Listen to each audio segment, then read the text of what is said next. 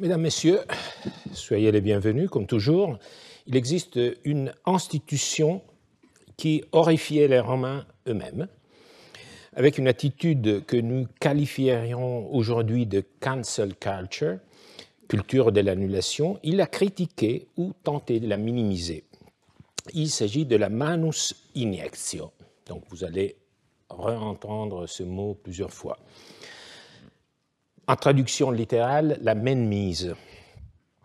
La manus injectio était une procédure par laquelle un débiteur insolvable était soumis à l'échéance ou pouvoir du créancier, qui le gardait dans un état d'emprisonnement pouvant se terminer par le partage du corps du débiteur entre ses créanciers. Si la capitis deminutio, la perte de la tête dont nous avons parlé la semaine dernière, était une métaphore, dans le cas qui nous occupera aujourd'hui, les corps du débiteur étaient réellement mis en pièces. Nous connaissons la mainmise par diverses sources, ce qui n'est pas étonnant. Le macabre attire toujours, du Grand Guignol au cinéma gore. Moi aussi, au fond, je suis en train d'en parler. L'une des sources anciennes les plus importantes sur la manus injectio, la mainmise, est le dialogue mis en scène par Olugel entre un philosophe et un juriste. Le philosophe, ou l'on devrait plutôt dire sophiste, s'appelle Favorinus, originaire d'Arles. Le nom du philosophe, du juriste est Sextus Cecilius Africanus, donc probablement d'origine africaine. Bref, deux provinciaux qui ont fait fortune à Rome et qui, un jour, vers 130 après Jésus-Christ, se retrouvent tôt le matin à l'entrée du palais impérial sur le Palatin, où ils attendent d'être admis à la présence de l'empereur Hadrien pour le saluer. Saluer est un acte de révérence, même un peu servile, disons-le, typiquement courtisan, mais y être admis est déjà considéré un privilège. Parfois, il faut le dire, l'humiliation est acceptée comme un signe de distinction. Les voici donc Favorinus, le philosophe, et Africanus, le juriste, avec eux Olugel, le curieux je sais tout, qui attendent ensemble le moment de saluer Hadrien. Entre gens cultivés, vous savez, la conversation peut déboucher sur des sujets inattendus, et Favorinus, le philosophe, s'est mis à critiquer la loi des 12 tables, ce qui, face à un juriste comme Africanus, revient à critiquer son équipe favorite devant un supporter. Elles sont souvent très obscures, dit le philosophe, cruelles quelquefois, ou par un défaut contraire, trop douces. Et pour le démontrer, Favorinus passe alors en revue une série de normes de 12 tables pointant plusieurs institutions bizarres, répréhensibles, jusqu'à ce qu'il arrive à la mainmise et aux normes sur le partage du corps du débiteur, qui représenterait, à son avis, ce qu'il y a de plus choquant dans les 12 tables et par conséquent dans la mentalité et les pratiques des Romains du 5e siècle après Jésus-Christ, avant Jésus-Christ. Quant à cette loi qui permet de couper, de se répartir les corps de débiteurs qui leur a été adjugé, en commun par le magistrat, je m'abstiens d'en parler, dit Favorinus, qui souhaite montrer, déjà par ce refus d'en parler, l'horreur que cette loi lui inspire. Mais bien sûr, il continue de souffler sur les braises. Que peut-on voir de plus barbare, enchaîne-t-il, de plus révoltant que l'action de se partager les lambeaux du corps d'un débiteur pauvre, comme on divise aujourd'hui les biens du débiteur pour les vendre aux enchères. Le texte est difficile à rendre en français. Il joue sur le verbe distraere.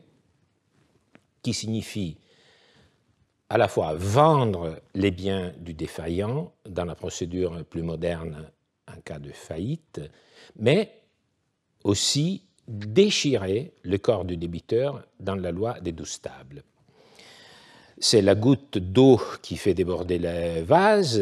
Africanus, le juriste, commence à répondre aux philosophes. D'abord, garde-toi, Favorinus, de mépriser ces lois des temps anciens du fait que le peuple romain a cessé d'en appliquer la plupart, car un des arguments de Favorinus était les Romains eux-mêmes ont dû s'éloigner des lois des 12 tables à cause des défauts immanents.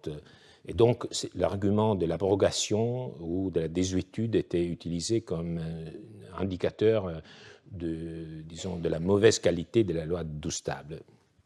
Garde-toi, tu n'ignores pas que pour être efficaces, les lois doivent changer et se modifier selon les mœurs du temps, la forme du gouvernement, les intérêts du moment et les genres ou le degré du mal à guérir. Elles ne sont donc pas immuables, elles sont comme le ciel et la mer sujettes à des variations et à des vicissitudes.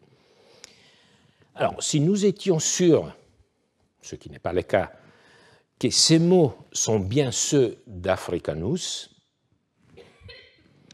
et non une invention d'Olugel, donc, je le répète, il s'agit d'un dialogue à un moment donné sur le Palatin dans l'attente d'entrer saluer Adrien.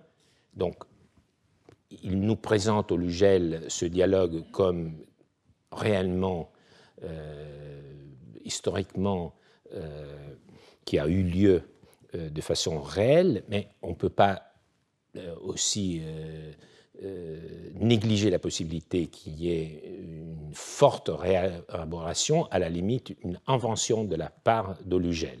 Donc, si nous étions sûrs que ces mots sont bien ceux d'Africanus et non une invention d'Olugel, nous aurions ici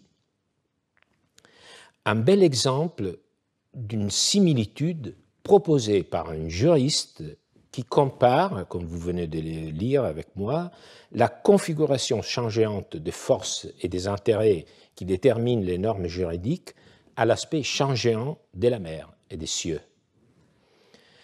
Et quant au fond, il s'agit d'une considération un peu générale, mais intéressante, car le juriste veut ainsi défendre non pas tant les 12 tables que le droit. Il évoque pour cela un concept qui est, après tout, l'étendard de tout historien du droit. Il faut comprendre un système juridique par rapport à son époque et tenter d'établir des liens entre la société, la culture et les droits. Après cette considération de fond, Africanus s'adonne à réfuter les unes après les autres toutes les critiques que Favorinus avait adressées aux différentes normes des 12 tables et en arrive à la dernière institution qui avait été ciblée par Favorinus, la manus iniectio, justement, la mainmise, dont Africanus, avant de la défendre, décrit le déroulement. Donc, vous voyez, l'historien, aujourd'hui, peut lire ce texte sous plusieurs perspectives, c'est-à-dire en tant qu'œuvre littéraire de Lugel, en tant que débat entre un juriste et un philosophe, mais aussi comme un document du déroulé de la loi de la manus iniectio. Donc il y a toujours dans les textes la possibilité de poser plusieurs questions. Seule chose qu'on ne peut pas faire, c'est poser des questions au texte qui ne peuvent pas auxquelles on ne peut pas répondre par le biais de ces textes, c'est-à-dire poser des questions qui n'ont pas de réponse dans les textes, parce que normalement, lorsqu'on adopte cette démarche, c'est qu'on a, nous, déjà la réponse, et donc on fait semblant de demander au texte, mais à la fin, ce qui sort, c'est la réponse que nous avions déjà auparavant. Donc il faut toujours que les questions soient, disons, en adéquation avec le texte qu'on interprète. Alors, avant de répondre, ça fait l'intérêt du point de vue de la documentation comme source historique, Africanus, avant de répondre à la critique, décrit le déroulement de la manus injectio. Il dit les débiteurs qui avaient reconnu la dette ou avaient été condamnés avaient 30 jours pour chercher la somme et s'en acquitter. Donc, ce n'est pas que le débiteur était à l'échéance tout de suite, disons, visé par cette procédure, mais il fallait qu'il y ait d'abord une reconnaissance de la dette, c'est une première possibilité, ou une condamnation. Donc, cette procédure vient après soit la confession, soit la condamnation. Donc, ils avaient 30 jours pour chercher la somme et s'en acquitter. Le délai expirait sans paiement. On appelait les débiteurs à comparaître devant le prêteur qui les a jugés à celui qui avait obtenu un jugement contre eux. Ils étaient liés par un nerf ou par des chaînes. Africanus présente donc la première partie de la procédure par mainmise, mais il ne se contente pas de la résumer. Pour plus de précision, il cite aussi les textes de la loi des 12 tables. On parle toujours de la loi des 12 tables, mais nous n'avons pas le texte en tant que tel. Donc, si nous pouvons en parler de façon plus ou moins précise, c'est parce qu'il y a là des références dans les textes littéraires romains au contenu de la loi des 12 tables. Et ici, c'est particulièrement précieux parce qu'il n'évoque pas seulement le contenu, mais aussi le texte lui-même, les mots eux-mêmes de la loi des 12 tables. Voici, je crois, le texte de la loi, que celui qui reconnaît la dette ou est condamné légalement ait les 30 jours légaux. Après quoi, il y aura la mainmise. Qu'on l'amène devant le magistrat, s'il n'exécute pas la condamnation ou si personne ne se porte légalement caution pour lui, que le créancier le conduise chez soi, lié avec une courroie ou avec des chaînes pesant 15 livres au moins, ou plus, si le créancier le veut, que le débiteur vive, s'il veut, à ses frais. Donc il est emprisonné, il peut vivre à ses frais. S'il ne le veut pas, que celui qui le tient dans les fers donne une livre de farine par jour, qu'il donne plus s'il veut. Alors, nous avons compris que le débiteur était mis dans les liens, une détention extrêmement dure, dans la maison du créancier. Mais quel était le but de cet emprisonnement? Africanus poursuit son récit. Pendant cette période, on avait encore le droit de s'arranger à l'amiable et, à défaut d'arrangement, le débiteur était retenu dans les fers pendant 60 jours. Dans cet intervalle, il était amené devant le tribunal du prêteur et chaque fois, on rappelait à haute voix le montant de la condamnation. Alors, jusqu'ici, la procédure décrite par Africanus était sans aucun doute dure, mais encore plus ou moins acceptable. C'est son issue qui est affreuse. Les 3e jours de marché, donc il y avait 3 occasions lorsqu'il y avait un rassemblement des gens d'annoncer haute voix la dette pour voir si quelqu'un pensait remplir l'obligation. Donc à la troisième séance, le troisième jour de marché, le débiteur était puni de mort ou envoyé à l'étranger, au-delà du Tibre, pour être vendu. Or, cette peine de mort, dont le but était, je l'ai déjà dit, d'assurer le respect dû à la foi promise, les législateurs, cruels à dessein, en avaient fait un objet d'horreur et d'épouvante.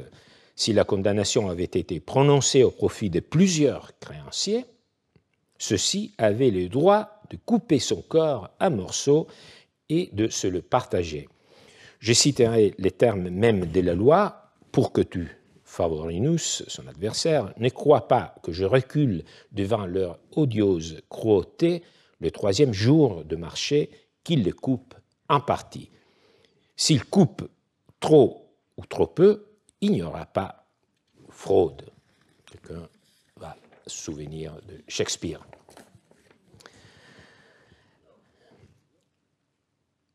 Le juriste Africanus en arrive à la fin de son récit dans lequel il a alterné sa propre description avec les mots de la loi des 12 tables, sans rien taire. Il s'agit maintenant de répondre à la critique du philosophe Favorinus qui avait jugé ce dispositif comme un exemple de barbarie. Africanus ne cherche pas à le cacher, mais utilise deux arguments pour désamorcer la critique, quoi de plus atroce, quoi de plus barbare.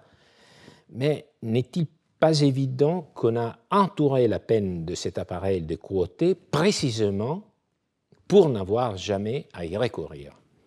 La sévérité de la répression est souvent une leçon de conduite, un moyen de discipline morale. Nous aussi, qui ne lisons pas souvent les livres de ce genre, nous connaissons tous l'histoire de Mettus Fufetius, cet Albin, pour avoir violé perfidement le traité conclu avec le roi de Rome, fut attaché à deux chars qui partirent en sens contraire et l'écartelèrent. Supplice inouï, supplice affreux. Qui le nie? Mais que dit les plus élégants des poètes? Virgile, c'était à toi, Albin, de tenir ta parole. Nous l'avons compris, le juriste, pour contrer les critiques du philosophe, minimise la cruauté des 12 tables par deux arguments. Premier, que la manus injectio était intentionnellement établie avec une telle cruauté que cela ne pouvait que dissuader les gens de ne pas payer leurs dettes à tel point cruel qu'elle n'a jamais été appliquée. Je dois dire que c'est l'argument douteux utilisé encore aujourd'hui par ceux qui défendent la peine de mort. Mais finalement, Africanus serait aussi prêt à avoir appliqué une peine si lourde, car, c'est son deuxième argument, la manus injectio protège la fides, la loyauté, le respect des engagements, que les débiteurs insolvables brisent. Une valeur profondément romaine, et pour la protéger, tous les moyens sont bons. Et les vers qui concluent les discours tirés de l'Énéide les confirment avec la puissance de la brièveté, mais tout ça a été écartelé, oui, c'est terrible, mais c'est de sa faute, c'était à toi, homme d'Albe, tu aurais dû tenir ta parole. Alors, Mettus n'était pas un débiteur au sens du droit privé, mais un traître qui a enfreint la fides du traité, et son destin est d'être mis en pièces lui aussi, mais la loyauté doit régir aussi les engagements entre particuliers. Alors, c'est presque comme si, par ces deux formes de supplice par déchirement, l'on disait qu'un homme doit être inébranlable dans sa loyauté. Alors, la conversation érudite s'achève et Aulugel reprend la parole qu'il avait laissée à Africanus et à Favorinus, les deux protagonistes. Cette dissertation que j'abrège de Sextus Cecilius, c'est le dernier à prendre la parole, en obtint l'approbation et les éloges de tous les assistants et de Favorinus lui-même, mais on vint nous annoncer que le moment était venu de saluer César et nous nous séparâmes. Alors, ce texte mériterait un commentaire beaucoup plus fouillé. Il était considéré comme l'un des principaux documents de la conscience historique des juristes romains. Africanus y réfléchit au passé juridique de Rome et y exprime plusieurs observations remarquables, notamment que le droit varie en raison des coutumes et des valeurs des peuples, ce qui est l'idée qui sous-entend le traité sur l'esprit des lois de Montesquieu, et que la formulation des lois dépend de l'histoire et des variations de la langue.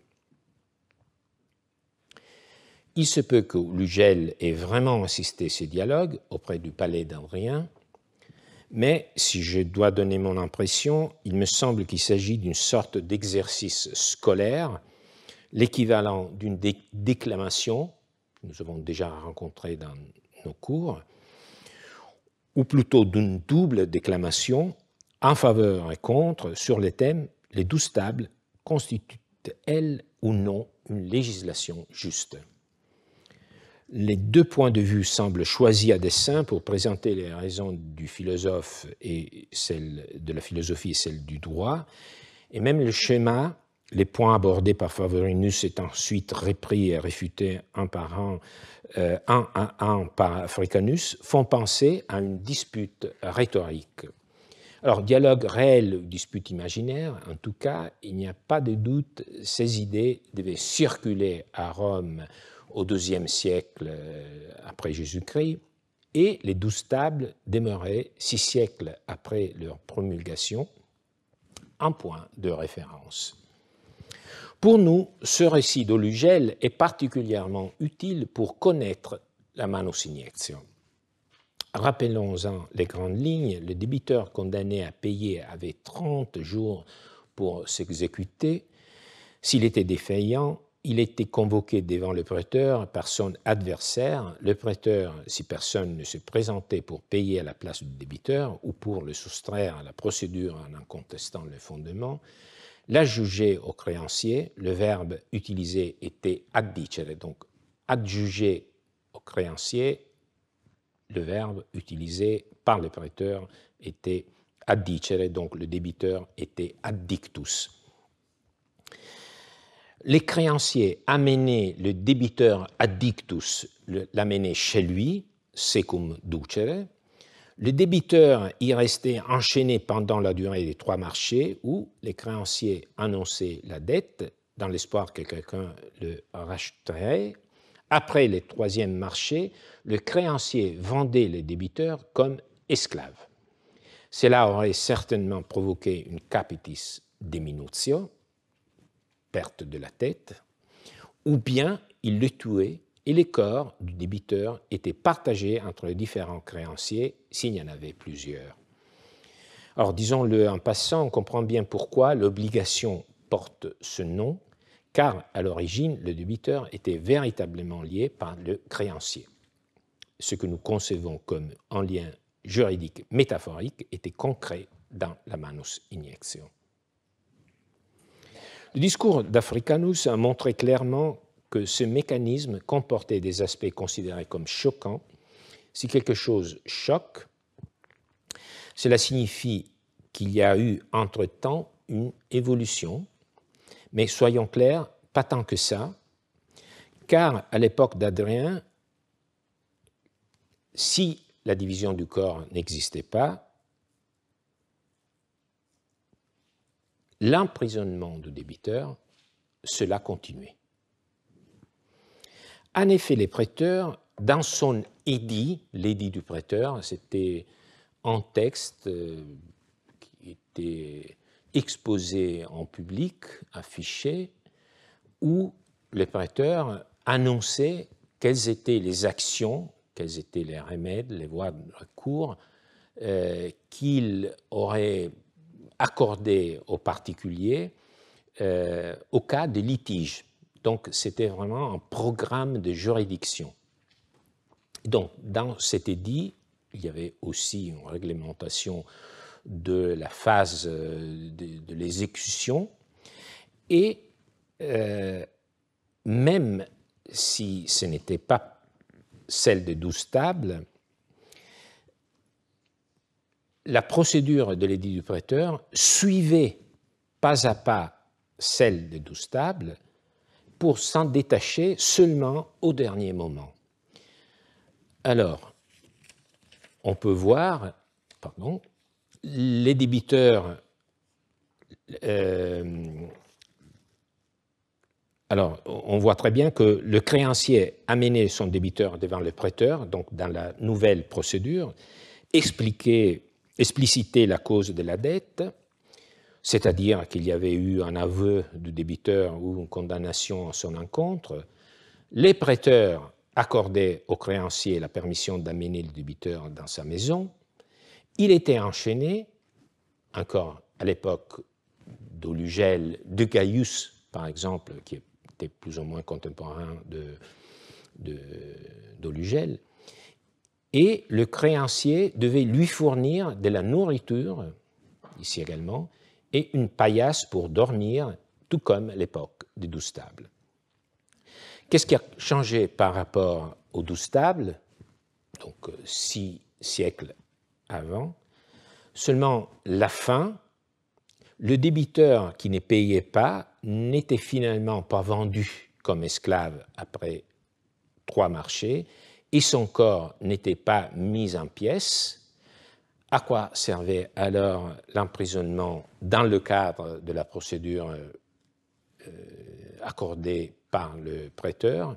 À faire pression sur les parents et les amis pour qu'ils payent. Donc un progrès par rapport à la situation précédente, mais un progrès limité. Les corps du débiteur vivant comme objet de pression. Si jamais la biopolitique, si jamais j'aimais la biopolitique, je dirais qu'il s'agit d'un cas manifeste de réduction de l'homme à son corps. Mais je préfère rester dans l'Antiquité et à l'écoute des sources, et c'est un passage de saint Ambroise qui va nous accompagner pour le reste de notre séance. Il appartient à un commentaire d'un livre de la Bible, le livre de Tobie. Vous savez tous, saint Ambroise est né à Trèves, où son père, haut fonctionnaire romain, était en poste. Lui-même fut d'abord avocat, pour s'engager ensuite dans une carrière politique dont le succès l'a mené à être consacré évêque de Milan en 374, à une époque où les évêques jouaient aussi un important rôle civique qui a laissé beaucoup de traces qui ont été commentées dans le livre de notre collègue Patrick Boucheron. Alors, parmi les nombreuses œuvres de saint Ambroise, on remarque quelques écrits exégétiques sur l'Ancien Testament qui trouvent très souvent leur origine dans les homélies passionnées qu'il prononçait. Parmi ces textes exégétiques figure le De Tobia, qui fut composé par Ambroise vers 389 après Jésus-Christ. Donc à peu près 250 ans après le dialogue entre Africanus et Favorinus. Alors, le livre de Tobie, dont la transmission et l'appartenance à l'Ancien Testament sont par ailleurs controversées, narre l'histoire d'un jeune Israélite envoyé par son père recouvrer une dette d'argent à Médie auprès de leur parent Gabaël, où il est accompagné incognito par l'archange Gabriel. Ce sera justement l'archange qui demandera enfin la restitution du prêt sans exiger les intérêts. Pas de commentaire sur le Perugino. Ambroise s'inspire de cet épisode pour exprimer dans son commentaire un jugement très sévère sur l'usure. Je n'ai pas le temps de développer ici la question de l'attitude de l'Église à l'égard de l'usure, ni de brosser un tableau sur les conditions socio-économiques au IVe siècle de l'Empire. Je dirais seulement qu'en général, Ambroise s'inscrit dans un sillon bien tracé de critiques non pas de l'emprunt en tant que tel, mais du prêt à intérêt. À un moment donné, Ambroise parle, pour ainsi dire, à la première personne. Donc, dans son commentaire au livre de Tobia, il parle à la première personne. Donc, il relate son expérience, son point de vue sur le présent. Il rapporte un phénomène qu'il a expérimenté de première main, semble-t-il, probablement lorsqu'il était gouverneur d'Émilie-Ligurie, en Italie annonnaire, ou peut-être quand il était avocat, métier qui impliquait une très bonne connaissance du droit. Combien de fois ai-je vu des créanciers tenir des morts un gage et refuser l'enterrement, pendant qu'ils exigent le règlement du prêt. Je leur ai volontiers permis de retenir les débiteurs, car une fois qu'ils ont choisi de s'en prendre à lui, le garant, fideiussor, s'évade. C'est comme ça que fonctionnent les lois de l'emprunt. J'ai donc dit, saisissez votre débiteur et, pour qu'il ne puisse vous échapper, conduisez-le chez vous, enfermez-le dans un réduit, vous qui êtes plus durs que des bourreaux. Puisque celui que vous retenez, la prison le refoule, l'exécuteur l'absout. Après la mort, de fait, la prison fait sortir ceux qui sont coupables de délits, vous les renfermez. Le défunt est absous par la sévérité de loi, vous le retenez. Certes, le défunt a déjà accompli son sort, cependant, je ne m'y oppose pas, gardez votre gage. Il n'y a pas de différence entre les funérailles, funus, donc on apprécie ces jeux de mots en latin, pas de différence entre les funérailles, funus, et le prêt à usure, fenus. Minimi est la différence entre la mort, mors, et le capital donné après, sors. Résonne le hurlement funèbre, funebre, de l'usure du prêt, fenoris. Celui que vous poursuiviez est maintenant vraiment capite minutus, perdu, il est privé de sa tête, cependant, liez-le avec des liens encore plus forts, puisqu'il ne sent pas vos ligatures, le débiteur est dur et raide, et maintenant, il ne peut plus rougir. Il y a pourtant une chose que vous n'avez pas à craindre, il ne pourra pas vous demander de la nourriture. J'ordonnai alors l'enlèvement du corps et de conduire le cortège funèbre à la maison du créancier. Mais, de là-bas, les gémissements de ceux qui étaient dans la maison retentissaient encore.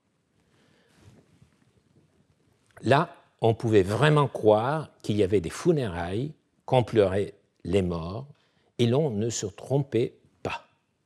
À ceci près que c'était comme s'il y en avait plusieurs qui étaient sur le point de mourir.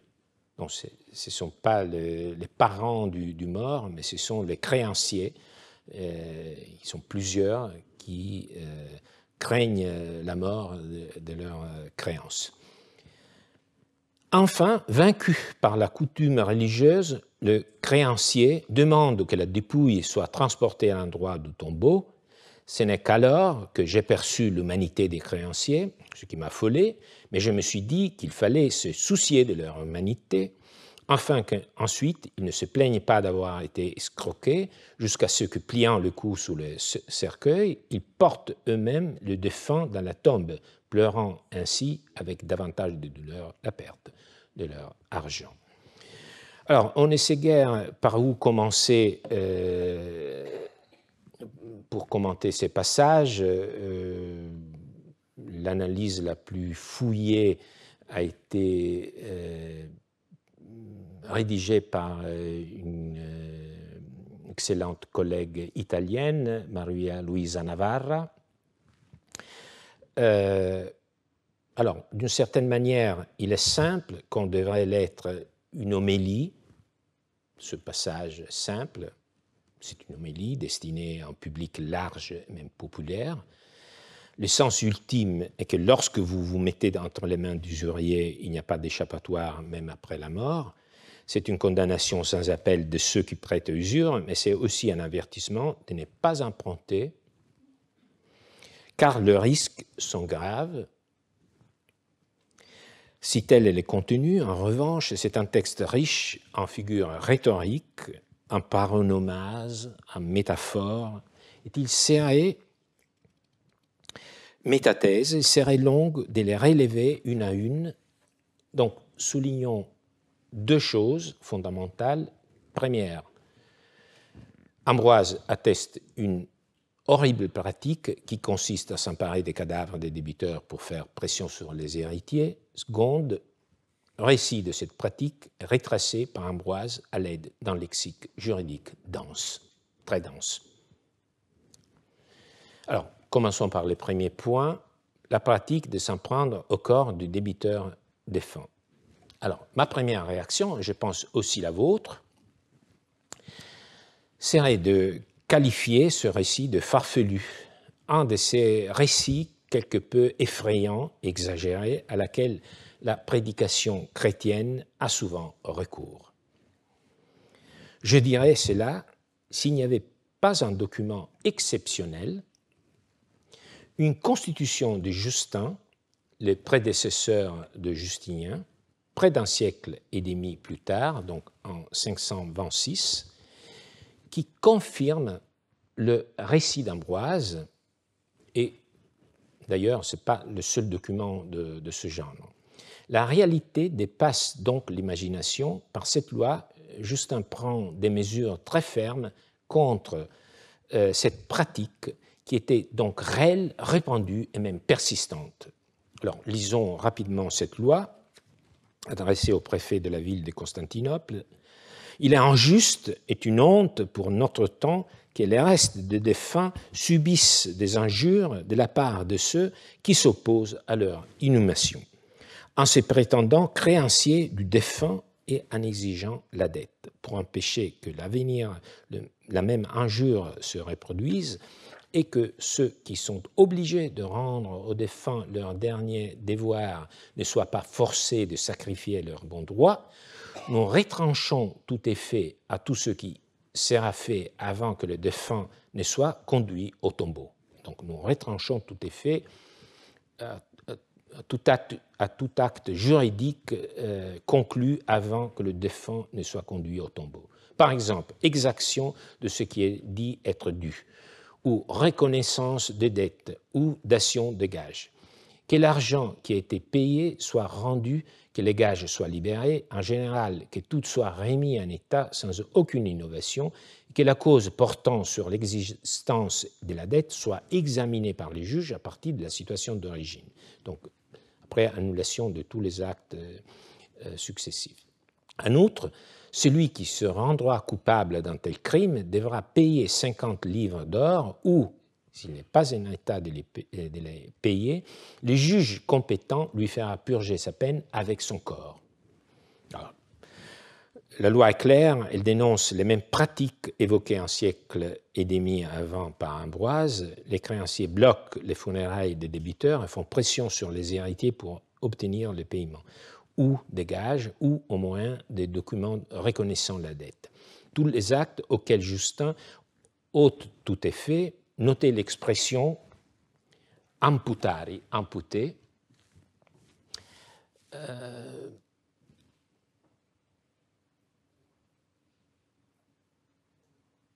imputari, donc mutilé, retranché. On voit bien qu'on est dans un lexique corporel, mais appliqué au langage juridique, aux effets des actes juridiques. Il en va de même pour la disposition finale qui impose une peine de 50 livres d'or à quiconque se rend coupable de telles pratiques. L'empereur ajoute que si le délinquant n'a pas la capacité de régler l'amende, il paiera de son corps. Il s'agit presque d'une loi du talion. Celui qui se venge sur le corps du débiteur insolvable sera puni dans son corps. En somme, le langage figuré s'infiltre aussi dans les lois et se fait norme. Alors, nous pouvons revenir à Saint-Ambroise vers 389 et n'ayant compris que les pratiques répugnantes dont il parle existaient bien, étaient aussi répandues. Attardons-nous maintenant sur le texte, car il nous donne un exemple de l'influence, c'est ça le point, exemple de l'influence du langage juridique sur un autre genre de discours, l'homélie chrétienne. Alors, nous voyons ici qu'Ambroise se met dans la position d'un prêteur ou d'un gouverneur de province, donc du magistrat qui administre la justice, qui permet aux créanciers de prendre possession du corps du débiteur défunt. Alors, la première remarque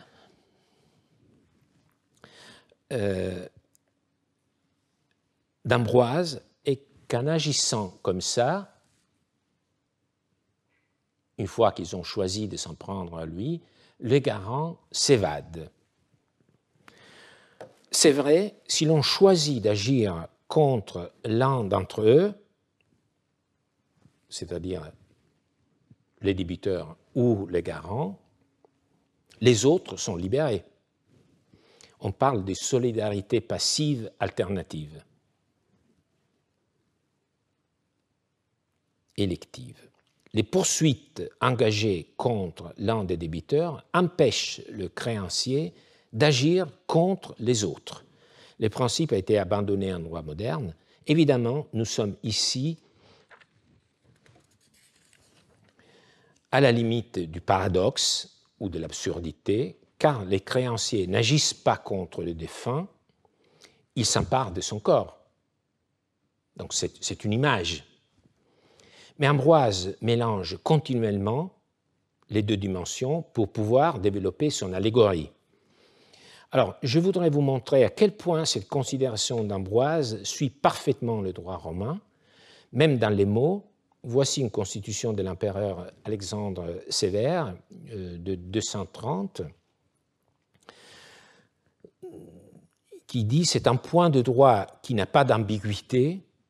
Si on choisit le débiteur et qu'il paye, le fides iusor, le garant, est libéré. » Alors, c'est exactement ce que dit Ambroise. Et remarquons l'expression technique electo eo, une fois choisi le débiteur, qui se retrouve dans les deux textes, mais aussi le choix métaphorique d'Ambroise, parce que le texte juridique parle de libération, c'est le mot technique pour impliquer que le garant est libéré de son obligation, tandis que lui, il parle d'évader. Donc la signification est la même, mais on voit très bien cette idée de quelqu'un qui est retenu, qui est emprisonné et qui s'évade de cette position. Alors, on voit très bien, disons, le rapport entre le droit romain et cette allégorie d'Ambroise, et après tout, c'est Ambroise lui-même qui le dit, parce qu'il dit « c'est comme ça que fonctionnent les lois de l'empreinte ».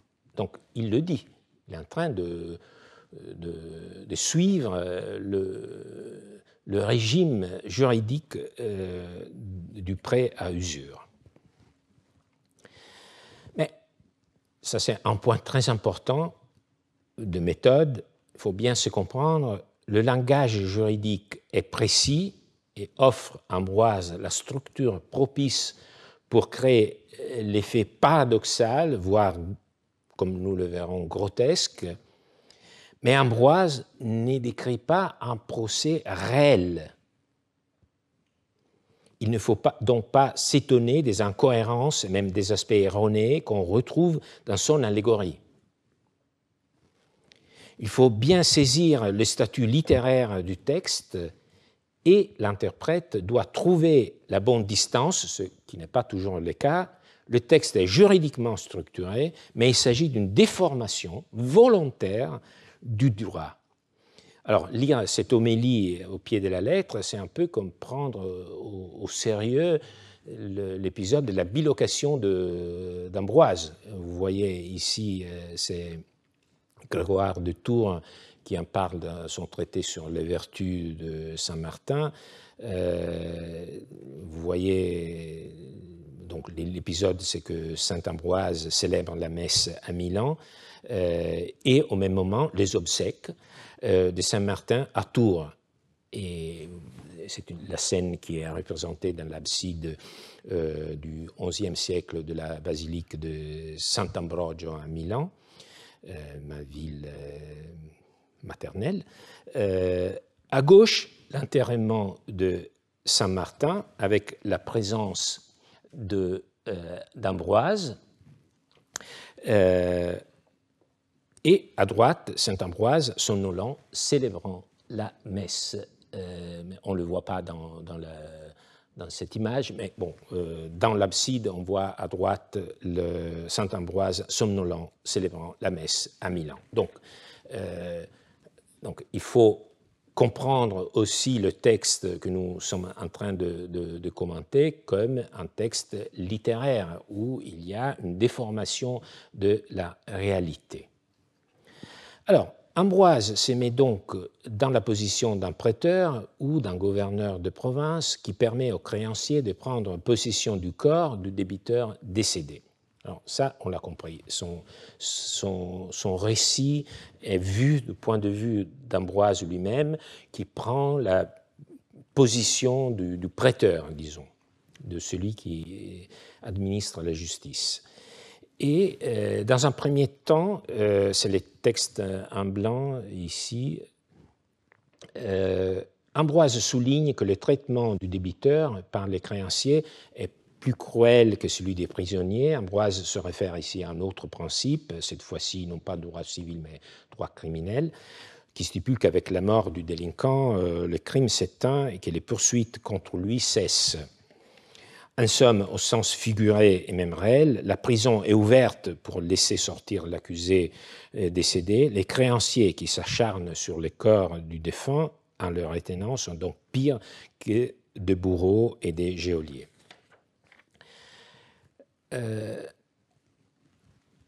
Mais ce qui est pour nous plus intéressant est de revenir sur la procédure qu'Ambroise dessine, marquée en rouge. Il s'adresse aux créanciers et c'est comme s'il les mettait au défi d'aller jusqu'au bout de leur démarche. Saisissez-le, amenez-le chez vous, enfermez-le dans une chambre, mettez-lui des chaînes, et puisque les débiteurs raides et durs, cela va de soi, les morts, ne semblent pas souffrir du poids des chaînes, resserrez-les. Alors, tout exprimé avec un lexique truffé d'expressions juridiques, ducere, nexibus alligare, donc j'ai souligné en bleu, nexibus alligare, vincula, et on arrive jusqu'à réactiver la figure de la capitis de minutio, en jouant sur le fait que la capitis de minutio est une figure juridique, mais dans ce cas, il s'agit d'un débiteur qui est mort. Donc c'est dans une situation de certaine façon physiquement comparable à celle juridique de la capitis de minutio. Or, vous savez, il m'arrive souvent dans mes cours de me tourner vers vous et de vous dire « je suis sûr que vous avez compris ». Et je le fais encore maintenant. au fur et à mesure que nous progressons dans notre lecture, vous avez certainement vu et compris quel modèle Ambroise avait à l'esprit lorsqu'il façonnait son allégorie. Oui, vous avez compris, c'est la manus iniectio, selon les normes du Doustable, ou, ce qui revient à dire presque la même chose, les règles de l'édit du prêteur, qui étaient calquées sur la loi des Doustables. Donc je parlerai pour la suite principalement des Doustables. Alors, considérons le cadre. Ambroise lui-même agit comme les prêteurs, on l'a dit. Au début, il remet les corps du débiteur aux créanciers. On pourrait dire qu'il le leur adjuge. Il fait l'addictio, donc le corps du débiteur est addictus aux créanciers. Puis, il suit pas à pas le chemin des Doustables, utilise même l'impératif comme s'il s'agissait d'une loi. Les créanciers doivent saisir le débiteur, c'est proprement la manus iniectio. Il l'amène chez eux, l'emprisonne dans une pièce, puis le charge de chaînes.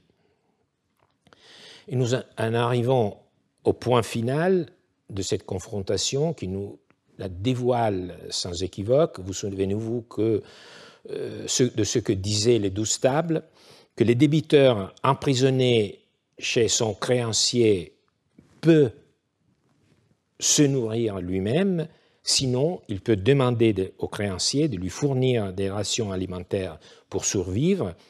Ambroise dit sarcastiquement: il y a pourtant une chose que vous n'avez pas à craindre, il ne pourra pas vous demander de la nourriture.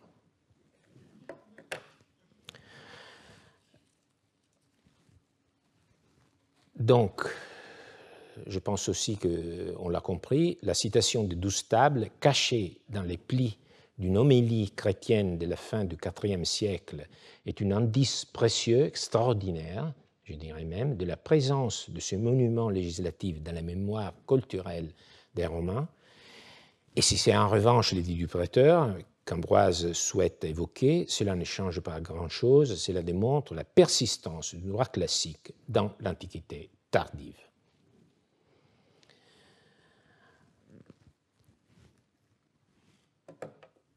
Ambroise passe ensuite à un autre plan, celui des funérailles, c'est la deuxième partie du commentaire, nous allons rapidement la parcourir. Cela lui permet de retrouver une dimension plus religieuse. Vous voyez ici un bas-relief d'Amiternum, en Italie, donc vous voyez le cortège de fin. Et aussi ceux qui pleurent. On va retrouver.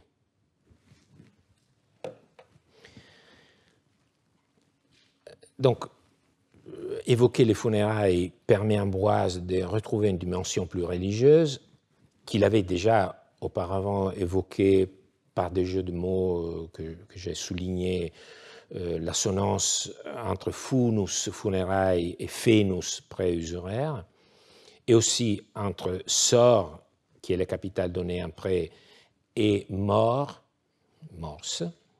Le débiteur mort a maintenant accompli son sort, il est mis en parallèle au débiteur qui a rendu le capital, la sort. J'ordonnais alors l'enlèvement du corps et de conduire le cortège funèbre à la maison du créancier, mais de là-bas, les gémissements de ceux qui étaient dans la maison retentissaient encore. Là, personne ne pouvait croire à l'enterrement. Non, pardon. Là, on pouvait vraiment croire qu'il y avait des funérailles, qu'on pleurait les morts, et l'on ne se trompait pas, à ceci près que c'était comme s'il y en avait plusieurs qui étaient sur le point de mourir. Enfin, vaincus par la coutume religieuse, les créanciers demandent que la dépouille soit transportée à l'endroit du tombeau. Ce n'est qu'alors que j'ai perçu l'humanité créancier, ce qui m'a affolé, mais je me suis dit qu'il fallait se soucier de leur humanité, afin qu'ensuite ils ne se plaignent pas d'avoir été escroqués, jusqu'à ce que, pliant le cou sur les cercueils, ils portent eux-mêmes le défunt dans la tombe, pleurant ainsi avec davantage de douleur la perte de leur argent. Bon. pas grand-chose à dire. On sent ici l'indignation morale d'Ambroise, qui jusqu'à présent avait été contenue sous l'allégorie grotesque, paradoxale de la Manus Ignatius. Ici, elle s'exprime plus ouvertement. Seule remarque qui s'impose, il est fait mention à plusieurs reprises des gémissements de deuil accompagnant le déplacement du cadavre vers la maison du créancier. Alors, là encore, Ambroise joue sur le grotesque. Il ne s'agit pas des lamentations, on l'a déjà dit, pour pleurer la mort du débiteur, mais des lamentations pour déplorer qu'il n'ait pas payé sa dette. C'est comme si les créanciers assistent aux funérailles de leurs créances, mais ici encore, il y a une allusion, je pense, aux 12 tables. Alors, comme nous l'apprend Cicéron dans les traités sur les lois, la loi des 12 tables supprime également la lamentation. Donc, il y avait une norme à propos des gémissements et du déroulement des funérailles, que les femmes ne se déchirent pas les joues et qu'elles ne procèdent pas à un lessus. Alors, comme le mot lessus, même pour Cicéron, n'était plus compréhensible, Cicéron ajoute cette explication qui reprend d'un érudit de la fin du IIe siècle avant Jésus-Christ. Lucius Aelius Stylon, c'est cet érudit, grand érudit, pense que les lessus sont les cris funèbres, comme l'indique par onomatopée la parole las hélas elle-même. Bref, les 12 tables se confirment comme sous-texte de cette sorte de parodie macabre d'un procès et des funérailles mises en scène par Ambroise. Un peu comme Africanus, Favorinus Lugel, attendant d'entrer dans le palais d'Adrien pour le saluer. Le temps est venu pour nous de nous dire au revoir à la prochaine séance qui aura lieu, encore une fois, mardi, pas mercredi, le 7 mai. Il ne nous reste que peu de minutes, 2 minutes pour des remarques conclusives. Dans notre cours, nous sommes en train de rechercher les métaphores qui nourrissent le langage juridique.